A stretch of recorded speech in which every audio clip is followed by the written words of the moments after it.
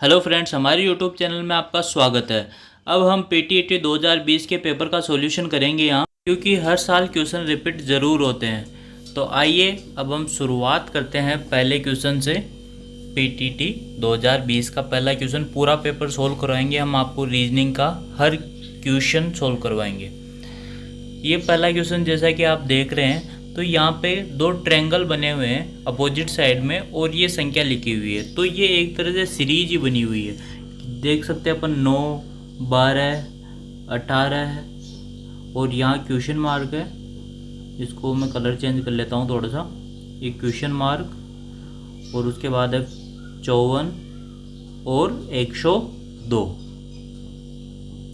तो आप देख सकते हैं कि एक तरह से ये बढ़ती हुई सीरीज़ है, और हमने आपको बताया था कि बढ़ती हुई सीरीज होते हैं तब कैसे सोल्व करते हैं, या तो कुछ ना कुछ प्लस करते हैं या मल्टीप्लाई करते हैं या प्लस करके देखते हैं। 9 में मैं क्या जोड़ूँ कि 12 आ जाए +3, 12 में मैं क्या जोड़ूँ कि 18 आ जाए +6, और 18 में मैं क्या जोड़ूँ। अब यहाँ देखो, मैंने पहले 3 जोड़ा फिर जो 6 जोड़ा, तो अब मुझे क्या जोड़ना चाहिए +9।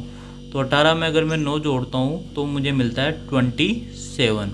तो अगर मैं यहाँ देखूँ तो 27 तो ऑप्शन में ही नहीं है, यानी कि गलत है मेरा, प्लस करने से 27 नहीं आएगा। अब मैं क्या करता हूँ, मल्टीप्लाई करके देखता हूँ। ठीक है,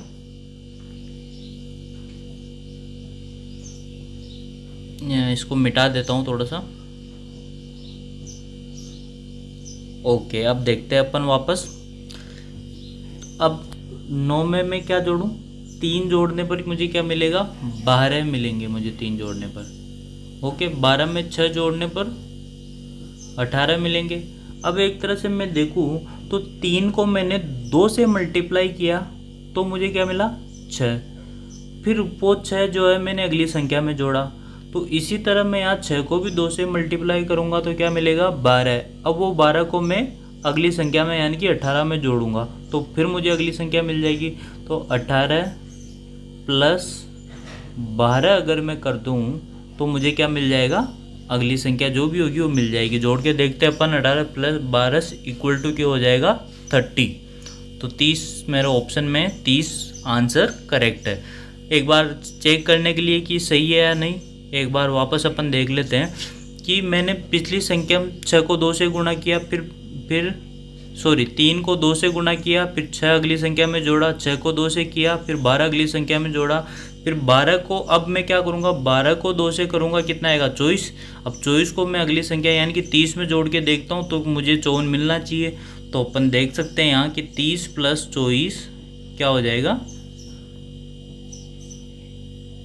यहाँ पे 24 मेरे को अगली संख्या में जोड़ना पड़ेगा, तो 30 + 24 = 54 हो जाएगा। ठीक है, यानी कि मेरा क्वेश्चन सही है। ये केवल चेक करने के लिए था, आपको इतना चेक नहीं कर रहा, मैं आपको डिटेल से समझा रहा हूँ। यहाँ पे आप 30 होते हैं, टिक लगा के आगे बढ़ सकते हैं। ओके, आप स्क्रीनशॉट ले लीजिए अगर स्क्रीनशॉट लेना चाहते हैं। फिर अपन अगले क्वेश्चन पे चलेंगे।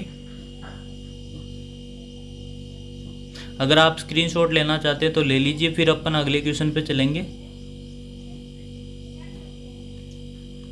आई होप आपने स्क्रीनशॉट ले लिया होगा। देखो, एक चीज़ है कि अगर बढ़ते क्रम हो ना, कोई सीरीज हो, सीरीज का क्वेश्चन उसमें बढ़ता क्रम हो तो प्लस और मल्टीप्लाई करेंगे। मैंने पिछले वीडियो में बहुत अच्छे से समझाया था, अगर आपने वो नहीं देखा तो ज़रूर देखिए। और घटता क्रम हो, जैसे कि घट रहा हो, ये उल्टी होती है 102, 54, 30, 18, 12, 9 ऐसे होती, तो माइनस या भाग करेंगे, ये करेंगे। ओके, ये चीज़ कहीं ना कहीं एक लाल पेन से नोट लगा के ज़रूर लिख लेना, बहुत ही यूज़फुल होगी। क्योंकि क्या होता है कि सब बता देते कि हाँ इसमें ऐसा हुआ, इसमें 6 जोड़ा, इसमें ऐसा किया, लेकिन अगर संख्या चेंज हो गई तो फिर क्या। ओके, अब ये दूसरा क्वेश्चन है, इस पर चलते हैं अपन। यदि वृत्त का परिधि से जो संबंध है, जो वर्ग का किससे होगा, ये वृत्त होता है, इसकी ये जो चारों तरफ की बाउंड्री होती है इसको परिधि कहते हैं। किसको कहते हैं, ये वृत्त है, इसके जो चारों तरफ की ये जो बाउंड्री है, मैं आपको थोड़ा सा बता देता हूँ। यहाँ से लेके ये चारों तरफ की जो बाउंड्री है इसको क्या कहते हैं, इसको कहते हैं परिधि, वृत्त की परिधि। तो उसी प्रकार वर्ग से किसका संबंध होगा ये आपको देखना है। ठीक है, तो मैं लिख देता हूँ यहाँ पे थोड़ा सा।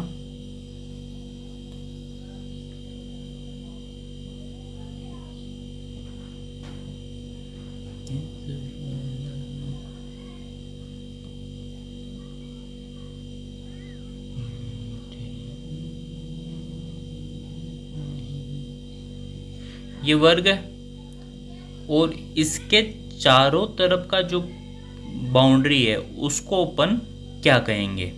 उसको अपन क्या कहते हैं? उसको परिमाप कहते हैं, क्षेत्रफल नहीं कहते। ध्यान रखना, क्षेत्रफल होता है चारों तरफ की बाउंड्री और बीच का एरिया भी।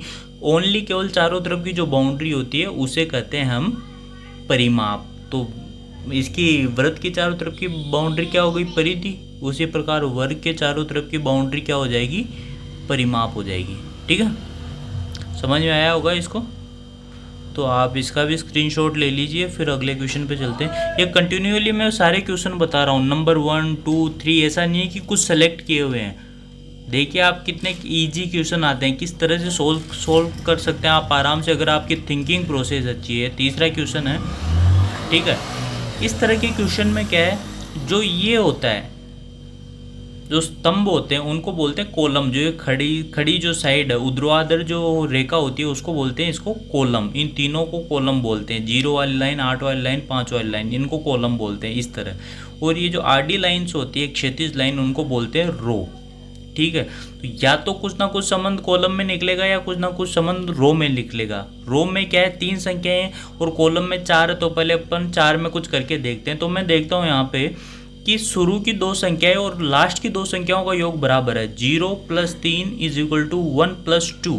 दोनों तरफ टोटल सेम हो रहा है। इसी तरह अगले कॉलम पे चलते हैं। 8 + 1 = 5 + 4।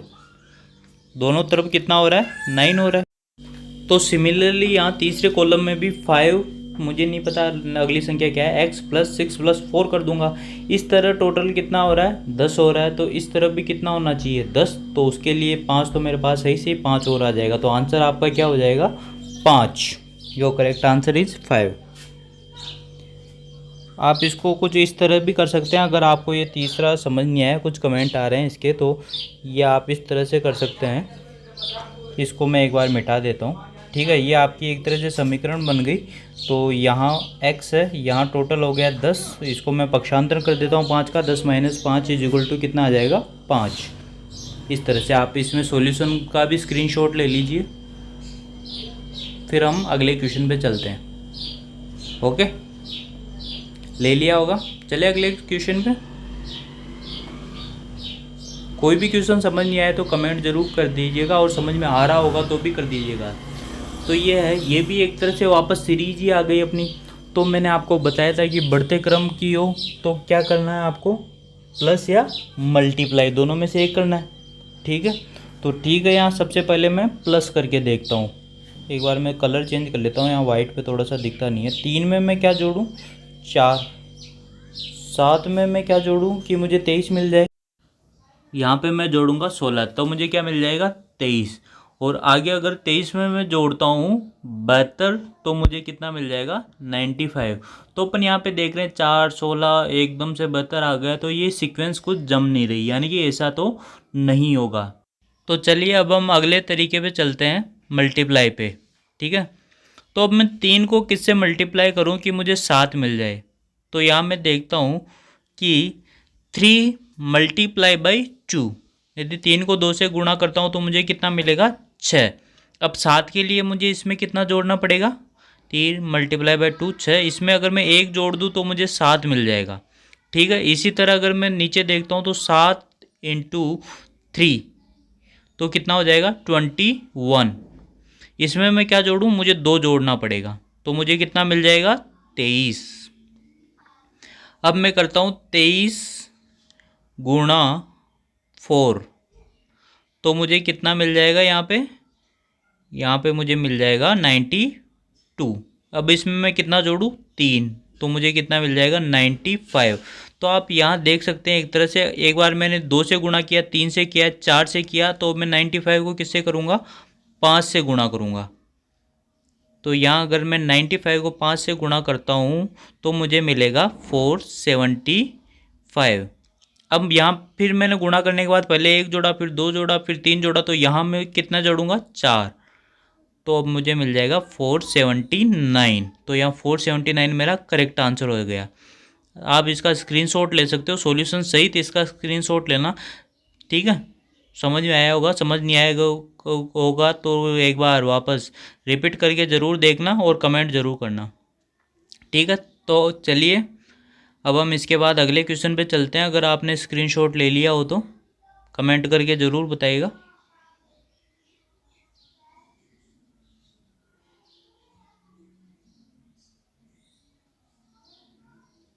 आई होप आपने ले लिया होगा। अब अपन देखते हैं बेमेल छाटना है इसमें। एक पर्च, एक साफ पानी, फिर उसके बाद नमकीन पानी। पर्च का संबंध जो साफ पानी से, वो नमकीन पानी का संबंध किससे होगा। सबसे पहले आपको ये पता होना चाहिए कि पर्च क्या है। अब इसमें गणित कुछ नहीं है, आपका नॉलेज है ये। पर्च क्या होती है, ये एक प्रकार की ये मछली होती है जो साफ पानी में रहती है। पर्च क्या होती है, एक प्रकार की मछली होती है जो साफ पानी में रहती है, साफ पानी में, ठीक है। तो नमकीन पानी में, तो उसका अपन को देखना है कि इससे कौन सा है जो मेल खाता है। पहला ऑप्शन है मगरमच्छ, भी नमकीन पानी में रहता है, मेंढक भी नमकीन पानी में रहता है, कोड भी नमकीन पानी में रहता है और सांप भी नमकीन पानी में रहता है। आप लेकिन मगरमच्छ, मेंढक और सांप को जानते होंगे लेकिन कोड को नहीं जानते। कोड क्या होती है, भी एक प्रकार की मछली होती है जो नमकीन पानी में रहती है।